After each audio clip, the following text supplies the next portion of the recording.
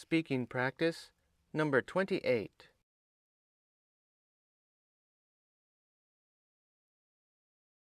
Today's question. Explain whether you agree or disagree with the following statement. Elementary school curricula should mandate learning a foreign language. In this question, there may be two words that are hard to understand: curricula and mandate. Curricula is the plural form of curriculum, and a curriculum is the schedule of classes studied in a school. In your school, there was a curriculum, and it probably included math, history, science, and more. Then there's mandate. Mandate means to give an order, require, or force someone to do something. When the school or government give rules, they say it's a mandate. It's something you must do. If you're thinking about doing the TOEFL, this is similar to an independent speaking question. You have to explain if you agree or disagree, but you have only 15 seconds to prepare. Then you have to speak for 45 seconds. Want to try? If you're interested in doing it before you see my answer, you can think about it now. Then, when you're ready, let's take a look. Example answer. I agree with the idea that students should be required to learn a foreign language in elementary school, because a foreign language is an introduction to another culture. Now it's becoming more common all the time to meet or work with people from different backgrounds. And since it's possible for cultural differences and disparate ways of thinking to cause confusion and even lead to conflict, we'll need to become comfortable with diversity as soon as possible. Furthermore, mastering a foreign language is incredibly difficult. It requires years of hard work, so it's best to get started from a young age. My neighbor works for a Brazilian company, but he only speaks English. He's been trying to get a promotion for years, but for this, he needs to learn Portuguese. Unfortunately, he's busy at work every day, and since he has 3 kids, he's busy in the evenings and on weekends as well.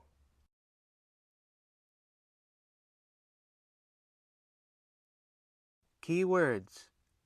Should students learn a foreign language in elementary school? The first word is background. Background has 2 meanings. One is your personal history, including experience, education, etc.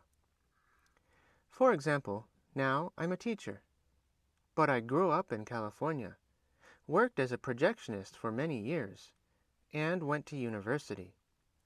That's all my background. But background also means the objects behind the main focus of a painting or movie's image.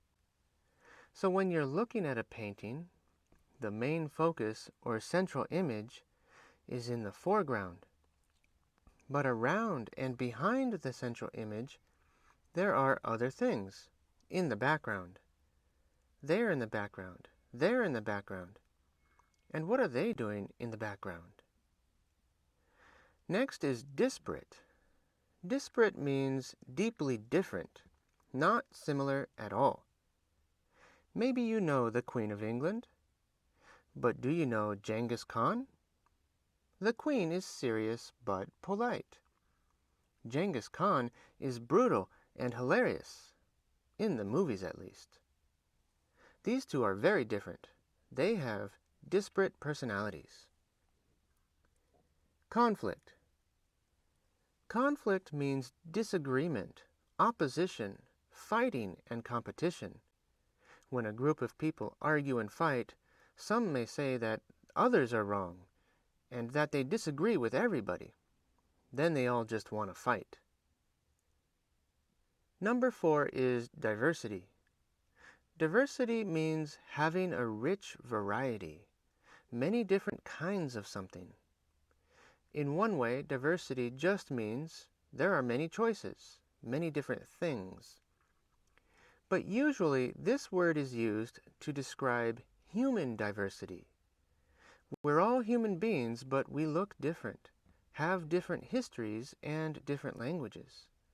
So this is diversity. Number 5 is promotion. A promotion means getting higher work conditions, improved status, and salary. When you first start your job, you are at the bottom, and you have to work very hard and do what everybody tells you, without any break. But later, you might get a promotion and get a higher salary and higher status. Then, after many more years, after another promotion, you may finally reach the top. And then you become the big boss and everybody has to listen to you now. Checklist. Let's talk about the important points of making a speech. First, did you follow a good order? The most important point is to start with a clear introduction. I always do that. For the rest of your speech, there are several ways to continue. But today, my idea was very simple, and I just gave a reason. But then, after you give a reason, you have to explain the reason. Then, make your speech stronger by giving another reason before you finish. But when you give another reason, you have to explain that one also. One more time. The most important is to start with a clear introduction. Then, when you give your reason, make sure you explain with more details. Also, when you give a second reason, you have to explain that one too, with yet more detail. The next point on our checklist is to include specific details and examples. Again, let's look at today's speech. Remember, when you include details, you must talk about who, what, where, when, how, and why. In today's speech, who means students, my neighbor, and his 3 kids. For what, I said confusion and conflict, but these are a little general. But I also talked about a Brazilian company, a promotion, and the Portuguese language. These are more specific things. Then you should say where, which is from different backgrounds and at work. Talking about when, in elementary school, all the time, as soon as possible, from a young age and every day. How difficult is it? Incredibly difficult. How can he get a promotion? By learning a foreign language. Finally, don't forget to ask the question why. Why? Because learning a foreign language is an introduction to another culture, and because it's difficult and requires a lot of hard work. As you can see, including a lot of details makes your speech richer. It makes the ideas you want to explain easier to imagine and understand. Point 3. Is there some variety? It's important to use different kinds of grammar patterns and sentence structures. It shows you have a natural ability with the language, and it means you can describe any situation with more accuracy. Looking at today's speech, we'll see what kind of patterns I used. Here I said, now it's becoming more common all the time. This is the continuous or progressive tense, and it's used to show that something is changing now. The situation is gradually becoming more diverse every day. Then I said, we'll need to become more comfortable. This is the future using will, and it's used when we spontaneously think about what we should do in the future. In this case, I'm giving my opinion. When I said, it's best to get started from a young age, here I'm giving some advice based on my opinion. But I don't just say, we should do something, which would be pretty normal. Then I change focus from my own ideas to talk about somebody else, my neighbor. I say, He has been trying to get a promotion for years. Now I've correctly used the present perfect continuous tense to show that something has been happening for a long time and it's still continuing and will continue into the future probably. So here we see a good, varied use of grammar patterns. But I also changed my style. I also changed my sentence patterns. Here in the middle of the speech, for example, I explained one point with a long, complicated, detailed sentence. But right after that, I said something very quickly, very short. This variety changes the rhythm of your speaking, which is good to do too. Point number 4. Did you use appropriate vocabulary? The topic today was about language and culture, so the words I use should be related to these ideas. The word background is related to the idea of culture, and it makes us think about diversity. Diversity means variety and differences in the way people think, speak, and live.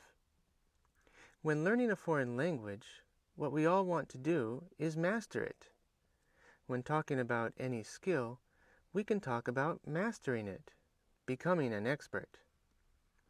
And don't forget, it's important to know what the languages of the world are, and in Brazil they speak Portuguese. Point number 5 asks, did you stay on message? Stay on message is an expression used by people who make speeches. It means you should focus on the main idea. Let's see. For the introduction, I said, students should be required to learn a foreign language in elementary school. So learning about language and culture is my main idea. Then I mentioned people with different backgrounds and cultural differences. Next, I talk about mastering a foreign language. And down near the end, I say my neighbor needs to learn Portuguese. In other words, looking at everything, you can see that from the beginning all the way down to the end of the speech, I stay on message. I'm focused on the main idea. So, now we can see that you have many things to think about when making a speech. First, you have to put your speech in a good order. Start in the beginning with a good introduction. Then you have to include many details. Remember to think about who, what, where, when, how, and why. This will give your speech a lot of color. Next, it's good to use variety. Think about your grammar and sentence patterns. You can use different verb tenses to change your grammar patterns, and make your sentences longer or shorter to change your emphasis and rhythm. In the sports world, balance and speed are very good, but so are strength and toughness. If you're an athlete, being fast and strong make you the perfect sportsman. And of course, you have to use the right vocabulary. If you like insects, don't say that ants live in houses, because ants live in colonies. And finally, you have to stay on message, and that means you have to focus. While doing all of these things would be great, there's actually one more point, and that's automaticity, or fluency. Actually, native speakers do all of these things naturally when they speak every day. You do this in your language too. So when you speak, try to speak naturally. It should not sound like you're reading from a book. If you speak freely, you seem more confident. Then the audience will respect you more and agree with what you have to say. Next question. Which kind of university will you choose? A smaller, more intimate college, or a large university with significant international recognition? Keep practicing. The more you practice, the more you'll be ready for anything. So, before you watch the next video, try it on your own. You can go anywhere if you make a heroic effort.